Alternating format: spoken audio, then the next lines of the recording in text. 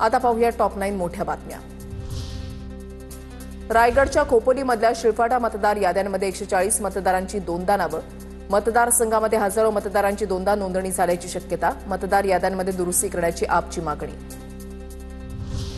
Best पतसंस्थेच्या निवडणुकीमध्ये उमेश सारंग, सुहास सामंतांनी केला भ्रष्टाचार। प्रसाद लाड यांचा आरोप। बेस्ट पतसंस्थेचा पैसा हौसे मौजेसाठी उडवल्याचा आरोप। उद्या बेस्टसाठी मतदान असल्यानं लाड यांचे बेताल आरोप। सुहास सामंत यांचं प्रत्युत्तर।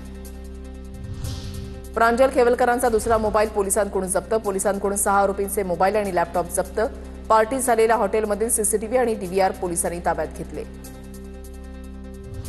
सोलापुरात एमआयडीसीच्या माध्यमातून आयटी पार्क उभारणार। आमदार विजयकुमार देशमुख यांच्या मागणीनंतर मुख्यमंत्री फडणवीसांची घोषणा। पुण्याच्या आयटी पार्कमध्ये जाऊन सोलापूरचे कोण असा प्रश्न विचारल्यावर सगळे हात वर येतात, फडणवीसांचं वक्तव्य। मुंबई हायकोर्टाच्या कोल्हापूर सर्किट बेंच इमारतीचं उद्घाटन। सरन्यायाधीश भूषण गवईंच्या हस्ते उद्घाटन। मुख्यमंत्र्यांसह दोन्ही उपमुख्यमंत्र्यांची उपस्थिती। अखेर बारवी धरण भरलं। शनिवारी दुपारी धरणातून पाण्याचा विसर्ग। ठाणे जिल्ह्याची तहान भागवणारे धरण भरल्यानं चिंता मिटली।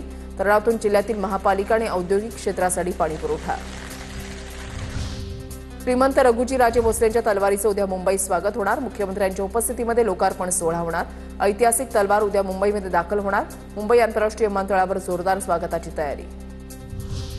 चिंचपोकळीच्या चिंतामणी गणपतीचा आगमन सोहळा। भर पावसातही गणेश भक्तांची अलोट गर्दी। कोरेगावच्या सासुर्वे गावचे सुपुत्र हवालदार प्रवीण वायदंडे यांना वीरमरण।